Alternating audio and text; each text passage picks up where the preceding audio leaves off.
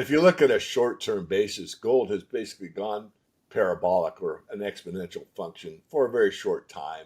It's just the way markets move. I could be wrong. Certainly, I don't think the correction in gold is going to be that severe, but it could be momentarily. Remember, the function of a bull market is to shake off as much as possible. Right. And so very few people hold on to that bull all the way up. And I do think silver will catch up. It's just that it's going to happen very rapidly, most likely very rapidly, and it's going to happen in the markets. As global debt levels continue to spiral and confidence in fiat currency systems slowly erodes, investors are once again turning their attention to gold and silver, not just as commodities, but as monetary anchors in an increasingly unstable financial system. Central banks, particularly in the East, are aggressively adding to their gold reserves. Inflation remains sticky in many economies, geopolitical tensions are on the rise, and traditional market signals are growing harder to read. In such a climate, the precious metals market becomes more than a safe haven. It becomes a strategic hedge against systemic risk. But even in a bull market, gold doesn't simply climb in a straight line. According to seasoned analyst David Morgan, gold's recent surge, characterized by a parabolic short-term price movement, might be setting the stage for a tactical pullback, not a collapse. Drawing on decades of market experience, Morgan reminds us that in every sustained bull market, the pattern is clear. Prices back and fill, pausing, consolidating, and shaking out weaker hands before the next leg higher. This is not just technical theory, it's behavioral economics in action. Many investors are drawn in at the top and shaken out during the corrections, only to miss the real upside when it returns with force. Morgan's key message: don't get shaken off the bull. Because while short-term volatility may cause panic, the long-term trajectory for both gold and silver remains firmly intact, potentially explosive. And as silver continues to lag gold, he explains why this gap could close suddenly and violently in a final rush of monetary and industrial demand. Please watch, like, and share this video, subscribe to the channel, and turn on the notifications bell for more insightful analysis about the gold and silver market. We appreciate the support and hope you enjoy the video. A few years back, I did a speech titled Why Silver's Not Treated Like Gold, or something along that. It was a little better title than that. But the whole point of the speech was that silver had been demonetized in the late 1800s. And if silver were treated as a monetary metal, then you would have a whole different gold-silver ratio and a whole different dynamic, because gold is really an establishment metal. Now, you won't hear that on the main financial channels, but it's the you show me, don't tell me adage. Look, central banks have been buying gold hand over fist for quite some time, but especially the last 3 years, probably go. And on that, I've been on many interviews. As you know, I get almost every week, and I'm grateful for that.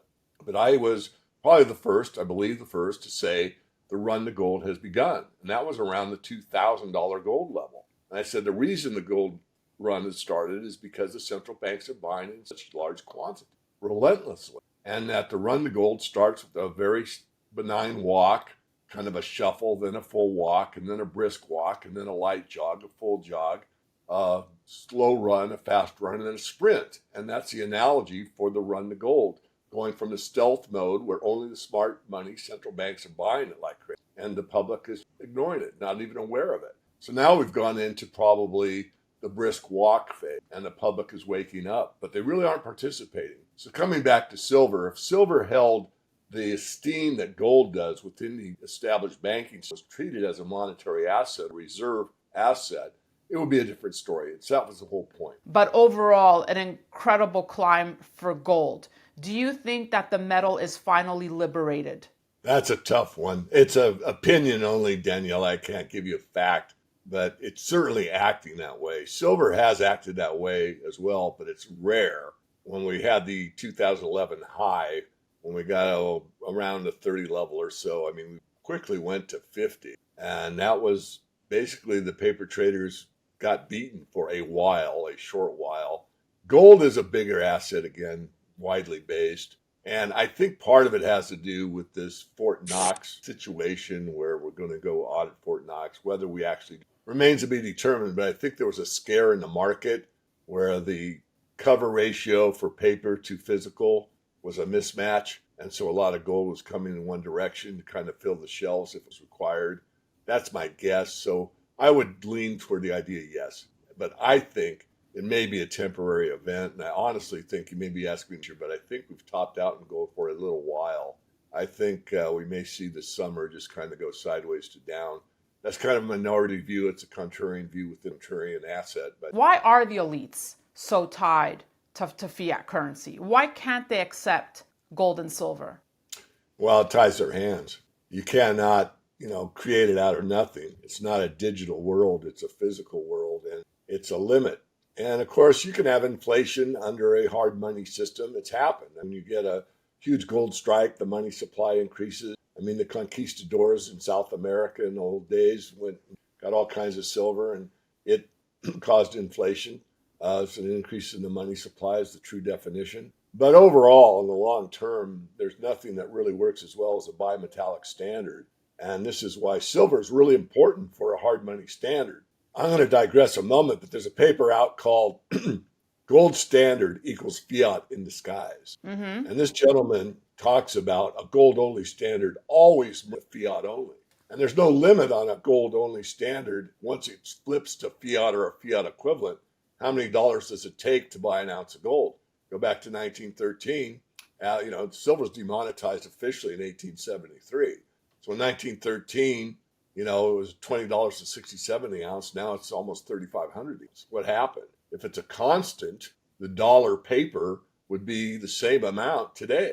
Gold would be the constant, but it's not. Gold, the metal is constant, but the paper deteriorates over and over and over again. And that's the path we're on.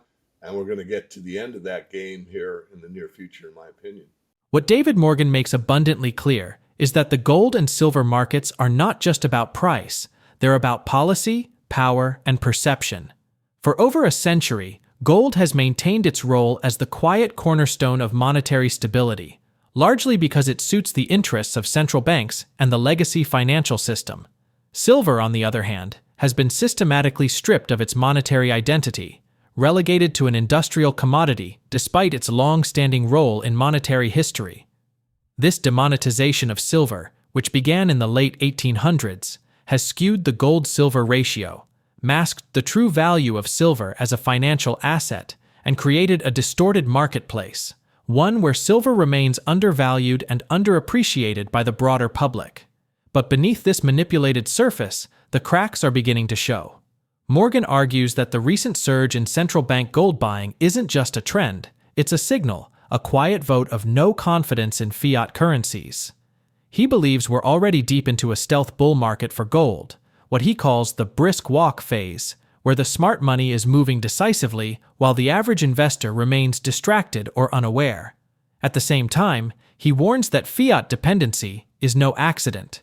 The ruling financial elites prefer a system they can control, where money can be printed on demand, interest rates manipulated, and debt indefinitely extended. Hard money, gold and especially silver, limits that control. That's why these metals remain sidelined in official narratives. But as history has repeatedly shown, once faith in paper breaks down, the return to hard assets can be swift, brutal, and irreversible. Let's get back to the video. I'm not sure, but for a quick scenario, we could have some kind of a financial crisis, shut down the banks like in the 30s for a couple of days, come up with a central bank digital currency, go into your bank, get your retina scanned, get in the new system. And by the way, for everybody that's lost their job or whatever, we've got a basic income. And all you have to do is sign up and jump on board the new system. And the new system, they can basically wipe the slate clean, blame it on cyber warfare, and they don't know who attacked the banking. So sorry, but we're going to make it good. We'll kiss you and make up and move on. And why do you think gold doesn't just, do you not think it can march up to, 4,000, 4,500? Well, it will, but I think all markets back and fill. That's a commodity term, and I think that gold is kind of due. And if you look at a short-term basis, gold has basically gone parabolic or an exponential function for a very short time. It's just the way markets move. I could be wrong. Certainly, I don't think the correction in gold is going to be that severe, but it could be momentarily. Remember, the function of a bull market is to shake off as much as possible. Right. And so very few people hold on to that bull all the way up. And that's one of, I think, one of my main jobs to help my, people that subscribe to the Morgan Report hold on, because I don't want anyone shaken off as this market unfolds into the eventuality of wherever gold goes.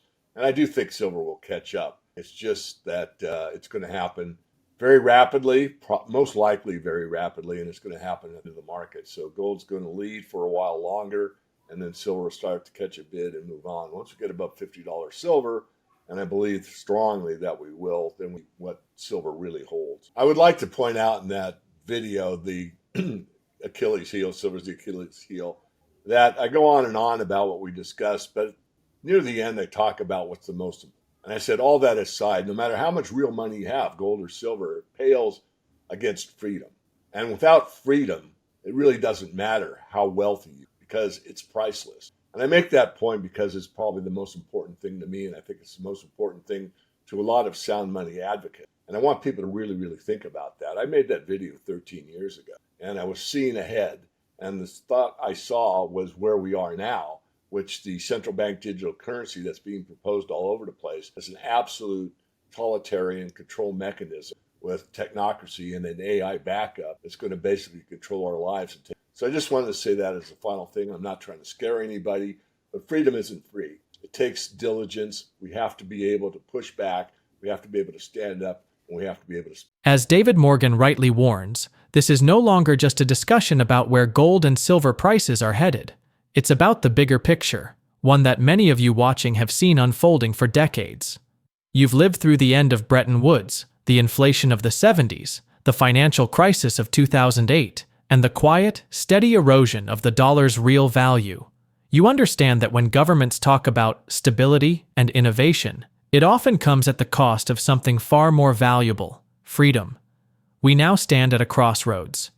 The push for central bank digital currencies isn't just a monetary change, it's a potential technocratic leash. Digital IDs, biometric scans, programmable money, these are tools of control, not empowerment. And when your money can be monitored, limited, or even shut off, you no longer own it. They do. Gold and silver have stood the test of time, not because they promise overnight riches, but because they represent honesty, discipline, and independence. Values that built this country, and values that today are under threat. As Morgan reminds us, wealth is meaningless without freedom. And freedom, as many of you already know, is never given. It's earned, preserved, and if necessary, defended.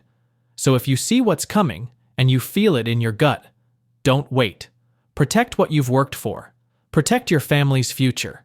And most of all, protect your right to choose how you live, spend, and save. If this message resonates with you, help spread the word. Like, share, and subscribe. And leave a comment below. Thanks for watching, and see you in the next one.